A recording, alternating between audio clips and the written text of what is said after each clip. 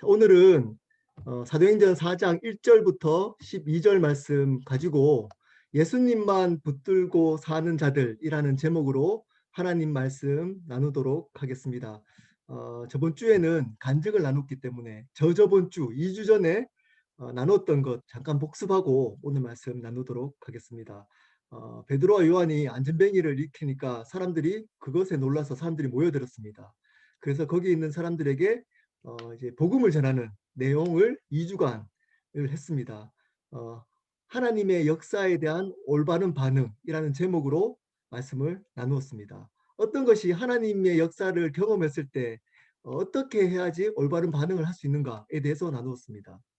첫 번째, 두 번에 걸쳐서 나눴습니다. 첫 번째는 사람이나 그 역사 자체에 집중하지 않고 뭐에 대해 집중해야 된다고 그랬죠?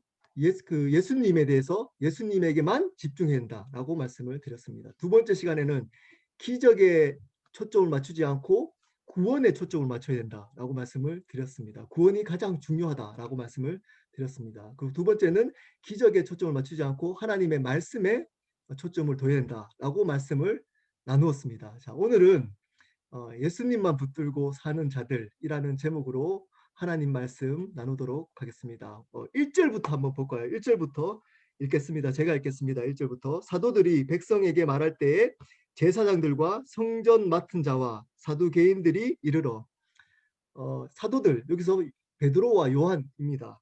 이들이 백성들에게 복음을 전하고 있습니다. 그때에 누가 다가왔죠? 제사장들과 성전 맡은 자와 사두개인이 다가왔습니다. 그리고 2절입니다. 예수 안에 죽은 자의 부활이 있다고 백성을 가르치고 전함을 싫어하여. 자, 그들이 싫어했던 게 내용이 뭐죠? 예수 안에 죽은 자의 부활이 있다는 것에 대해서 싫어했답니다. 백성들에게 가르치는 것이. 왜 그럴까요? 왜 그럴까? 뒤에도 나누겠지만 왜 이것을 싫어했을까요?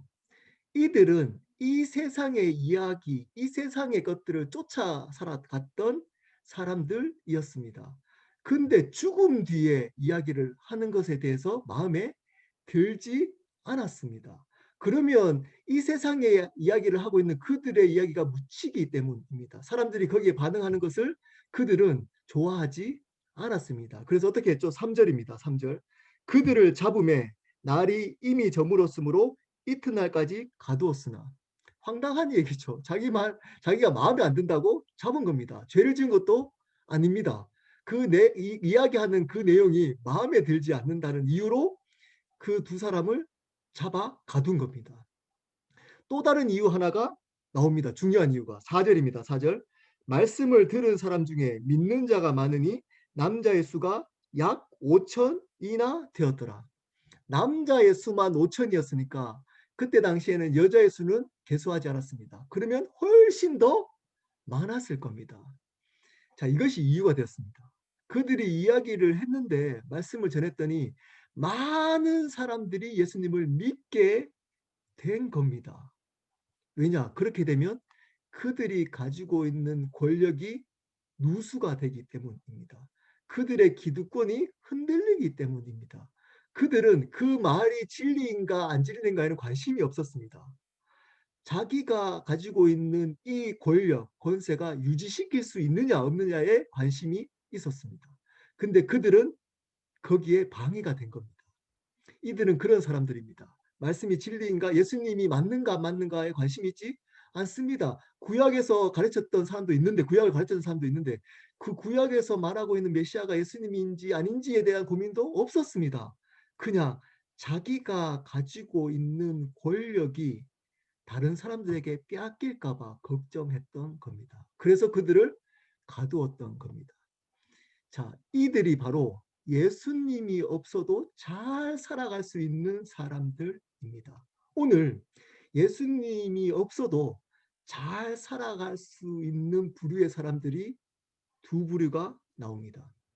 어떤 부류일까요? 첫 번째 부류입니다. 첫 번째 부류. 이 세상의 성공을 쫓아 사는 자들입니다. 이 세상의 성공을 쫓아 사는 사람들입니다. 자, 1절 한번 볼까요? 1절. 거기 보면 누가 나오죠? 제사장들과 성전 맡은 자가 나옵니다. 그리고 5절에 보면 관리들과 장로들이 나옵니다. 자, 여기 보면 제사장은 지금 말하면 목사가 아닙니다. 제사장이라고 목사라고 생각하시면 안 됩니다. 그들은 그때 당시에 정치와 그 종교가 합쳐졌던 나라이기 때문에 이들은 종교를 담당하는 공무원이었습니다. 고위 공무원. 그러므로 이 제사장은 종교인이기보다는 정치인에 가까웠습니다. 그리고 성전 맡은 자는 지금으로 말하면 청와대 경호실장입니다. 대제사장 다음으로 높은 사람이었습니다. 이 성전 경비대장은 그 다음으로 높은 사람. 그러므로 이 사람도 고위 공직자, 그러므로 정치인이었습니다. 그리고 5절에 나오는 관리들과 장로들, 이들도 고위 공무원, 국회의원들이었습니다. 자, 이들은 예수님이 필요 없었습니다.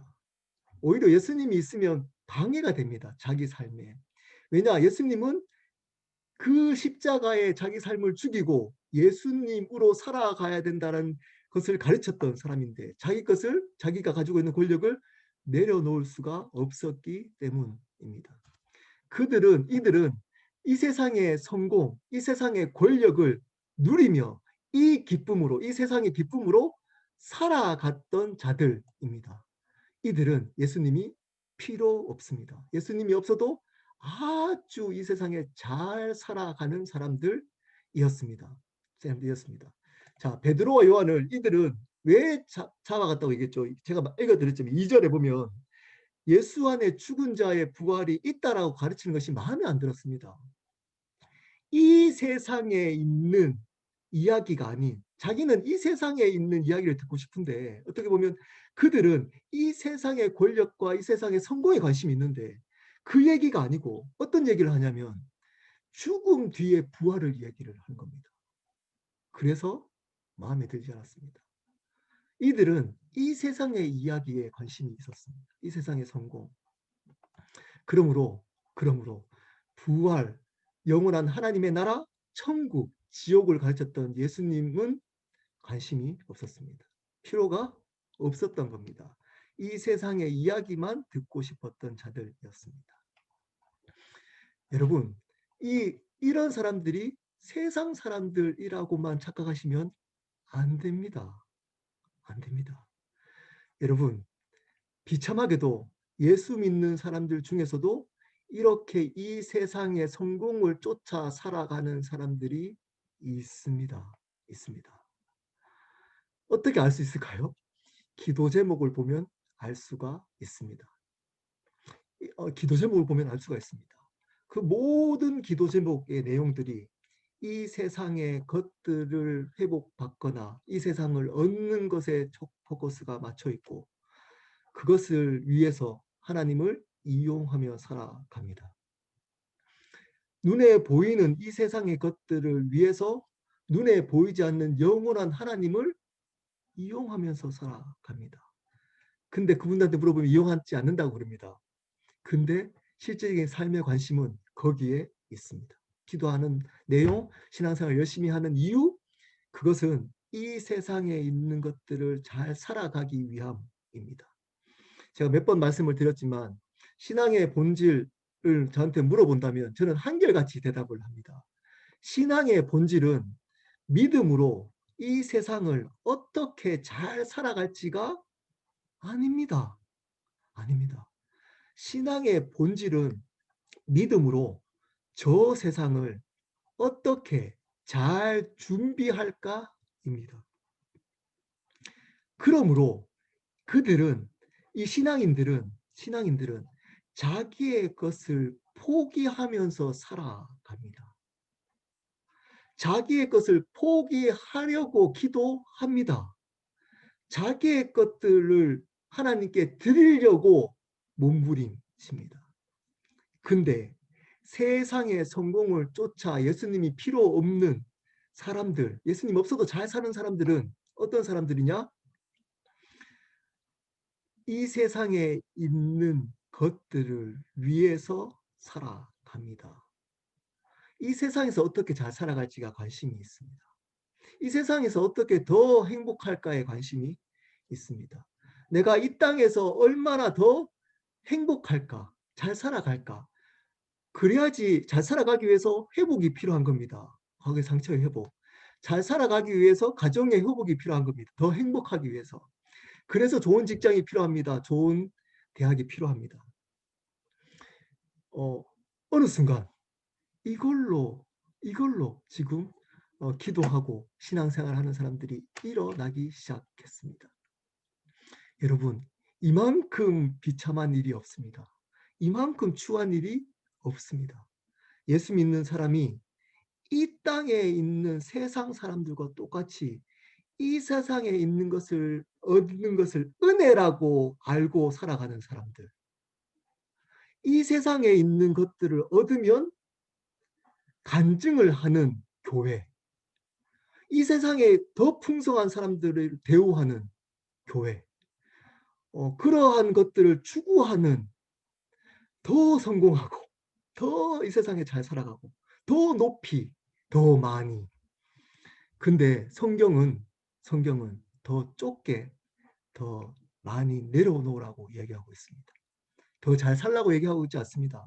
더 죽으라고 얘기하고 있습니다. 아예 다릅니다. 아예 다릅니다. 근데 비슷해져 가고 있습니다. 이들은 예수님이 필요 없습니다. 예수님이 없어도 잘 살아갑니다. 대상을 예수님이라고 기도하지만 그 예수님이 대상이 안 되더라도 상관없습니다. 알라가 돼도 상관없습니다. 그냥 부모님이 교회 다니셨기 때문에 친구가 교회 친구 있기 때문에 그 대상이 예수님 하나님이 된 것뿐입니다. 그것을 이용해서 이 세상에 있는 성공을 살아간다면 그들은 예수님이 필요 없는 사람입니다. 사랑하는 여러분, 여러분 혹시 세상의 성공을 쫓아 살아가고 있지 않습니까? 자, 두 번째 부류입니다. 예수님 없이도 살아가는 두 번째 부류입니다. 종교 지도자들입니다. 종교 지도자들. 자, 4장 1절에 보면 사두개인이라는 종교 지도자가 나옵니다. 부활을 인정하지 않는. 5절에 보면 서기관, 바리새파에 있는 율법학자입니다. 율법학자. 지금으로 말하면 어떤 사람들이냐? 이들은 예수님을 부정했기 때문에 목사라고 하면 안 됩니다. 어떤 사람일까요? 이슬람 학자이거나 유대 학자 이런 사람들입니다. 하나님을 섬긴다고 하는 그러니까 예수님을 부정하는 하나님을 섬기는 유대 사람, 알라라고 하는 하나님을 섬기는 이슬람 학자 같은 사람들입니다. 종교를 믿는 열심을 내는 사람입니다. 종교로 존경받는 사람들입니다. 자, 그러면 이렇게 이슬람 신자나 종교 지도자나 또는 유대인들만 종교를 믿는 종교인들로 살아가는 사람들일까요? 우리 교회 다니는 분들 중에서도 종교 생활을 하는 분들이 있습니다. 종교와 신앙을 여러분 어떻게 구분하십니까? 여러분은 종교 생활하고 계십니까? 신앙생활을 하고 계십니까? 구별을 할 수 있어야지 내가 신앙생활을 하는구나, 종교 생활을 하는구나 라고 알 수가 있습니다. 종교는 기독교라는 종교를 믿는 사람입니다. 신앙은 하나님과 관계하며 살아가고 있는 사람들입니다. 자, 종교는 행위를 통해서 나의 존재를 인정받습니다. 근데 신앙은 은혜를 통해서 나의 존재를 용납받습니다. 중요한 얘기니까 한 번 더 말씀드리겠습니다. 종교는 나의 행위를 통해서, 나의 열심을 통해서 나의 존재를 인정받는 것입니다. 반면 신앙은 하나님의 은혜를 통해서 나의 존재를 용납받는 것입니다. 그래서 종교 생활하는 교회는 어떨까요? 열심히 하라는 겁니다. 열심히 헌금하십시오. 열심히 예배 빠지지 마십시오. 열심히 기도하십시오. 열심히 성경 읽으십시오. 열심히 교회에 봉사하십시오. 열심히 여러 목장 모임 참석하십시오. 열심히 하십시오. 교회 이렇게 얘기합니다.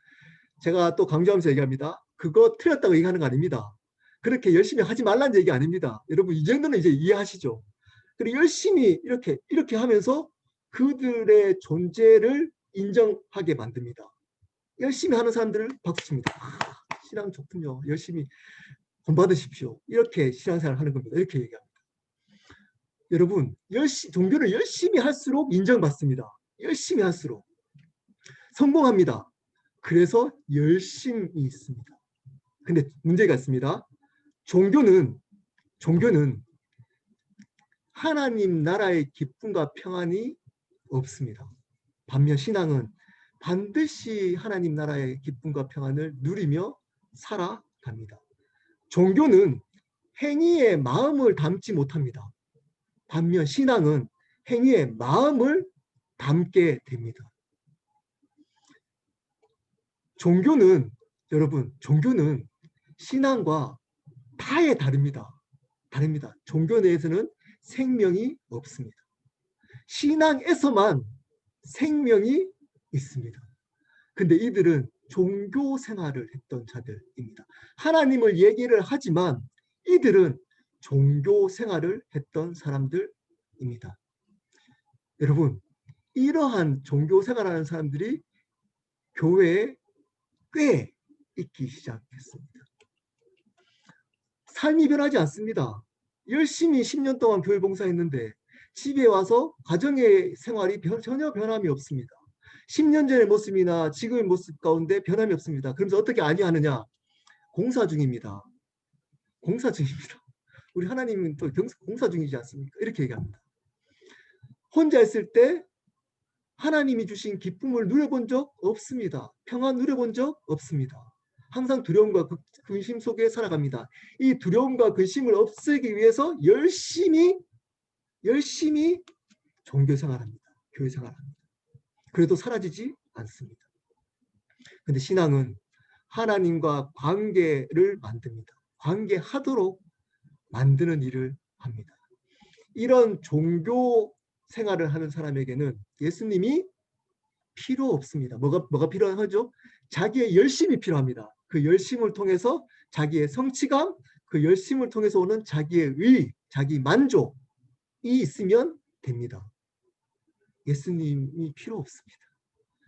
이 두 부류는 교회에 다니더라도 예수님이 필요 없습니다. 성공을 위해서 교회를 다니는 분들, 성공을 쫓아 살아가는 사람들, 교회는 열심히 다니지만 교회에 다니는 이유가 하나님과 관계하고 그분 하나님 나라를 소망하며 살아가는 신앙생활을 하는 게 아니고 열심히 함을 통해서 자기의 존재감을 인정받고 그것을 통해서 성취감을 누리고 자기 의를 누리는 종교인들, 이들은 예수님이 필요 없습니다. 근데 반대인 사람이 오늘 나옵니다. 반대, 예수님만 붙들고 사는 사람들이 나옵니다.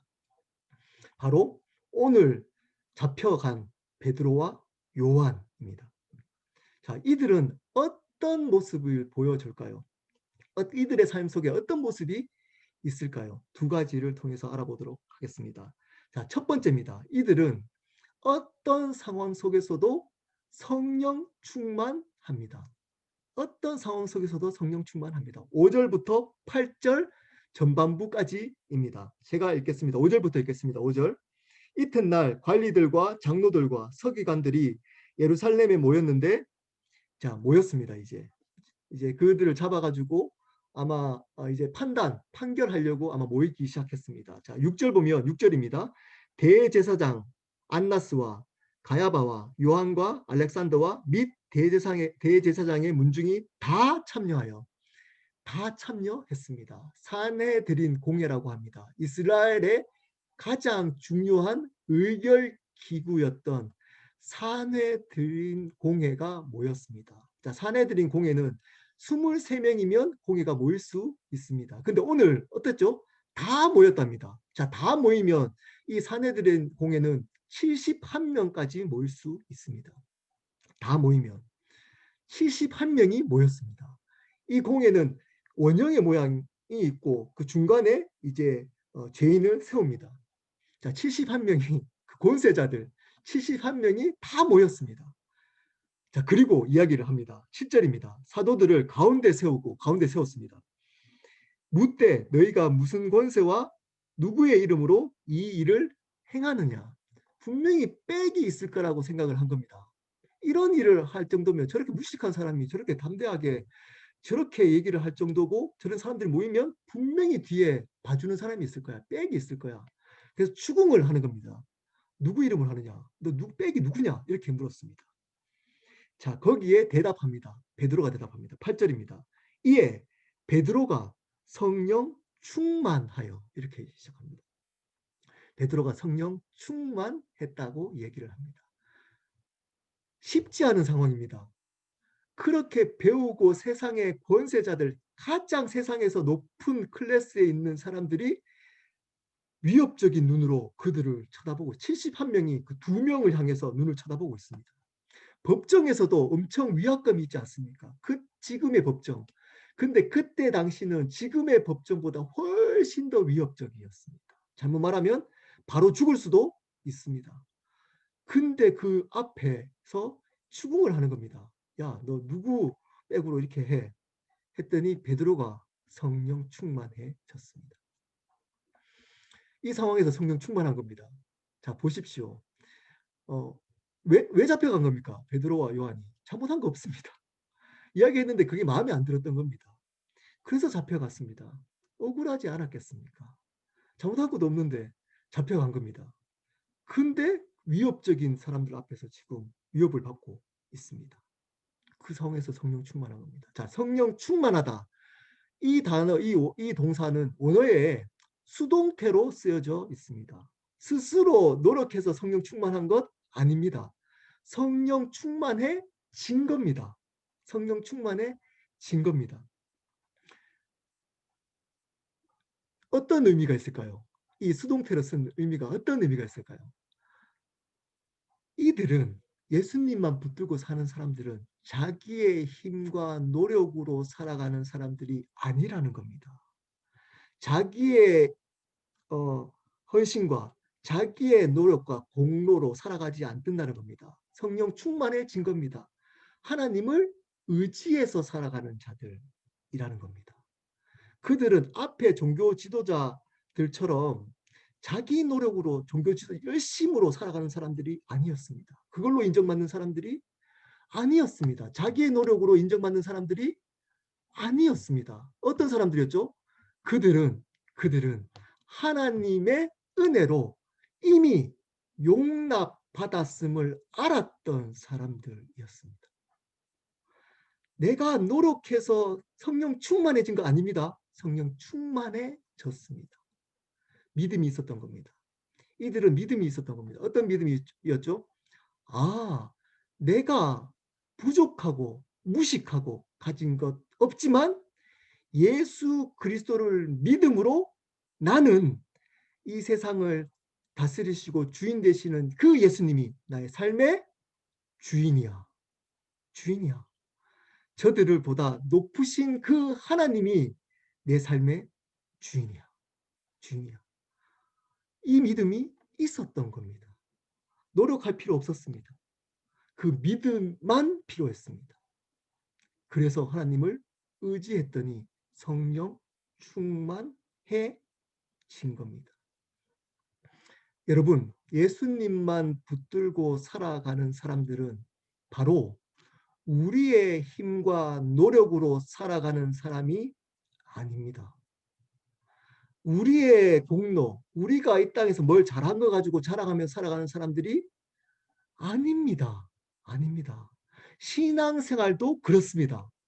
우리의 노력으로 열심으로 우리의 신앙을 인정받고 나의 존재감을 인정받는 것 아닙니다.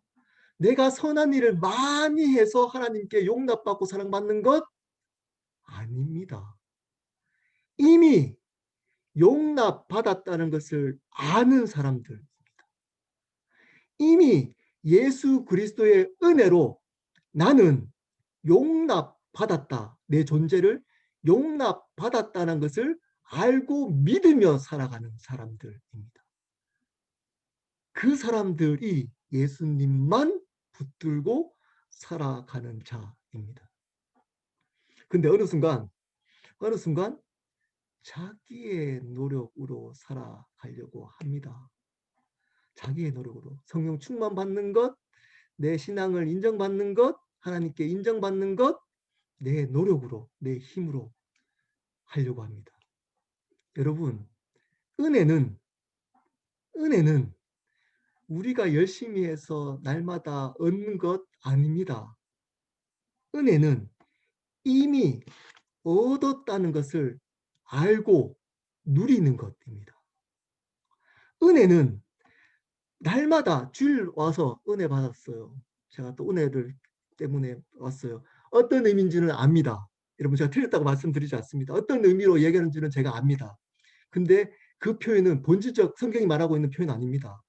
은혜를 받으러 오는 것, 우리가 어떤 예배 참석해서 은혜를 받는 것 아닙니다. 은혜는 이미 우리에게 주어졌음을 알고 믿어서 누리는 것입니다. 그렇게 살아가는 겁니다. 이 베드로와 요한은 은혜 받았다는 것을 알았던 사람입니다. 그래서 담대합니다. 그 71명의 세상의 권세들, 높은 권세들 있는 그 무식한 베드로와 요한이 소위 말하는 세상 말로 쫄지 않습니다. 쫄지 않습니다. 성령 충만해집니다. 충만해집니다. 이것을 경험해야지만 우리는 이 땅에서 예수님만 붙들고 살아갈 수 있습니다. 이 예수님만 붙들고 살아가는 사람들은 이미 받은 은혜를 믿음으로 말미암아 날마다 어떤 상황 속에서도 성령 충만해지며 살아갑니다. 성령 충만해지며 살아갑니다. 그 은혜를 알기에 말씀 가운데 나옵니다. 그 은혜를 알기에 예배 가운데 나옵니다. 그 은혜를 알기에 물질을 드리는 겁니다. 그 은혜를 알기에 다른 사람들을 섬기는 겁니다. 그 은혜를 알기에 힘든 사람들을 도와주는 겁니다. 여러분, 그 반대가 되면 큰일 납니다. 뭐라고 그랬죠? 반대가 되면 종교라고 합니다. 반대가 되면 종교입니다. 이 은혜를 그래서 말씀이 중요합니다. 이 은혜를 어떻게 확인할 수 있느냐? 이 말씀으로만 확인할 수 있습니다. 그래서 말씀을 배우는 겁니다. 그래서 말씀을 읽고 알아야 되는 겁니다. 그래야지 성령 충만해지기 때문입니다. 내 노력으로 내가 열심히 교회 생활, 열심히 봉사, 열심히 헌금하고 열심히 해서 내가 성령 충만하는 게 아니고 그 은혜를 알고 믿음으로 말미암아 성령 충만해지는 겁니다. 이게 바로 신앙인이고 이 신앙은 예수님만 붙들고 살아가는 자입니다. 이 예수님만 붙들고 살아가는 자는 바로 어떤 상황이든 성령 충만해집니다. 자, 두 번째, 예수님만 붙들고 살아가는 삶의 모습은 어떠냐? 어떤 상황 속에서도 예수님을 증거합니다. 자, 8절 후반부부터 12절까지 말씀입니다. 자, 8절부터 제가 읽겠습니다. 8절. 이에 베드로가 성령 충만하여 이르되 백성의 관리들과 장로들아, 우리나라 말로 말하면 반말 쓰는 것 같고 약간 버릇없는 것 같잖아요. 근데 원어에 보면 굉장히 정중하게 얘기를 한 겁니다. 굉장히 정중하게 얘기했습니다. 정중하게 이야기를 이제 시작합니다. 9절입니다.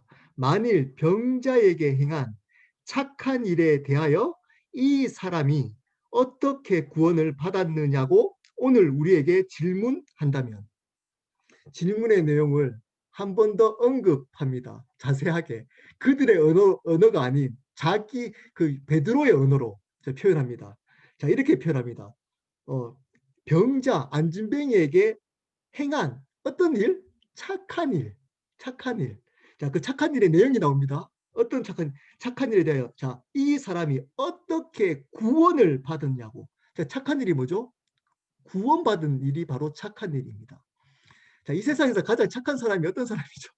자, 이 세상에서 가장 착한 사람이 어떤 사람일까요? 구원을 전해주는 사람입니다. 성격 좋은 사람 아닙니다. 성경이 말하고 있는 선한 일은 바로 복음을 전하는 사람입니다. 예수님을 전하는 사람. 이것이 선한 일인 겁니다. 선한 일. 이렇게 착하게 뭐 세상 사람들이 말하고 있는 힘든 사람들 도와주고 뭐 그것도 포함됩니다. 구제도. 근데 그게 성경이 말하고 있는 본질이 아닙니다. 선한 일, 착한 일 어떤 일이냐? 구원을, 예수님을 전해주는 것이 바로 착한 일인 겁니다.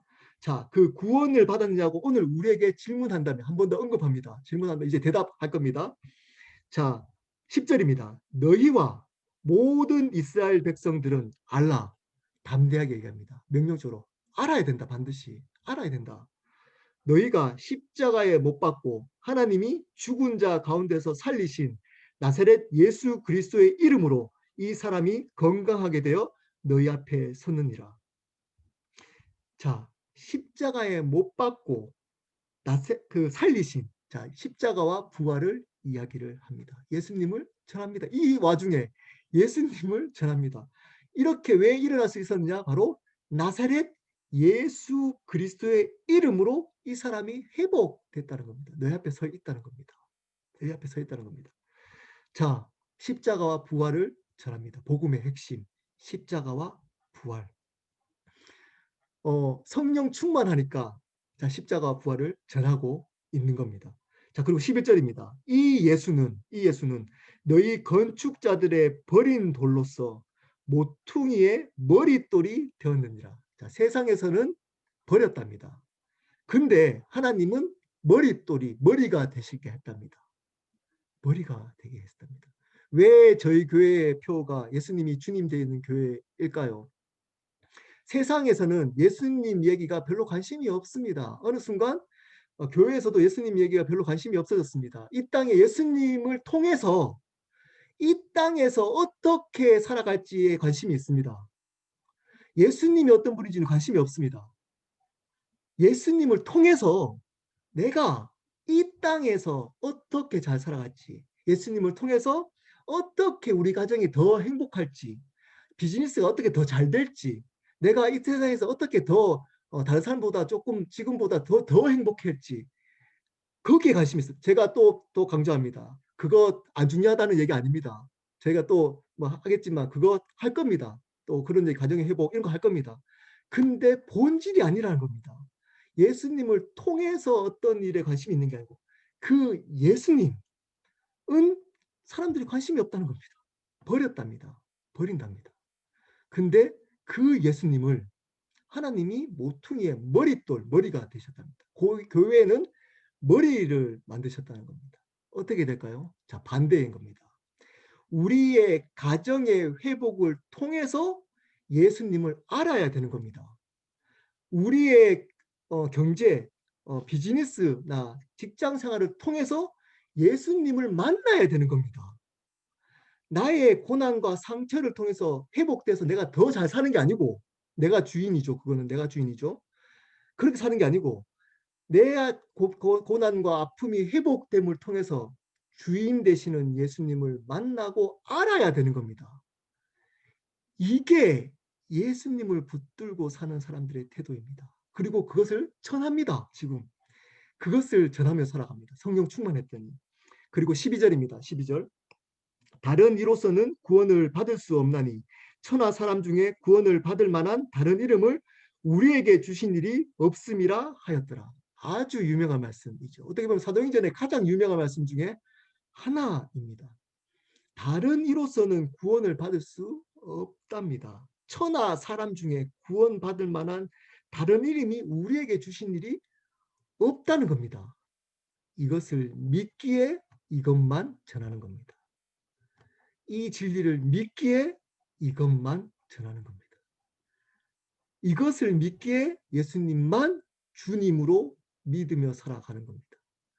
다른 이름이 없답니다. 우리에게 구원을 주실 만한 다른 이름이 없답니다. 베드로와 요한이 그 세상의 권세 71명 앞에서 이 얘기를 합니다. 너희를 예수님을 버렸어. 근데 그 예수님이 바로 구원자, 주인이야. 너희들의 삶의 주인이야. 이 세상의 모든 삶의 사람의 주인이야. 주님이야. 라고 선포하고 있는 겁니다. 성령 충만한 삶의 정점은 바로 어떤 상황 속에서도 예수님을 증거하는 것입니다.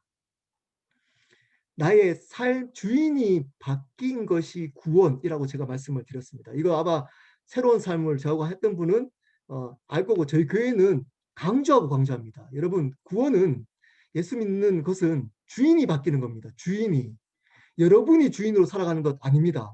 자, 주인이 바뀌었기 때문에, 주인이 바뀌었잖아요.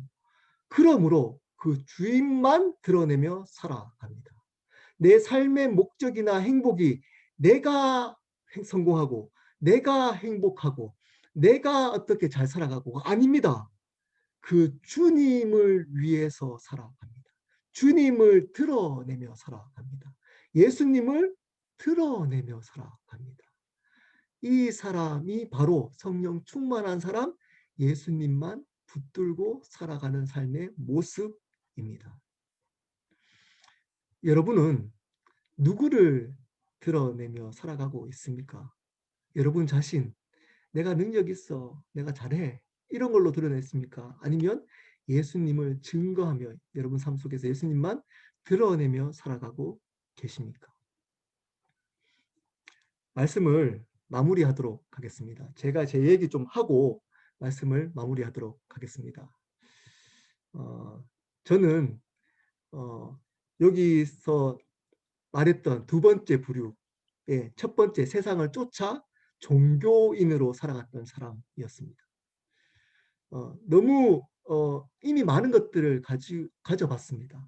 어떻게 보면 세상에 있는 부라는 것은 충분히 가져봤습니다. 기쁨이 있을까요? 없습니다. 그리고 그것이 없기 때문에 가졌는데도 없어요. 그럼 뭘 찾게 되죠? 종교를 찾게 됩니다. 종교를 찾으면 어떻게 할까요? 열심을 냅니다. 제 열심을 냈습니다. 열심으로. 저희 개인절도 있어서 토요일마다 주일날 교회 가듯이 절에 가서 3,000배, 1,000배를 했습니다. 그리고 하나님이 저를 병을 낫게 해주셔가지고 하나님 존재를 알았습니다.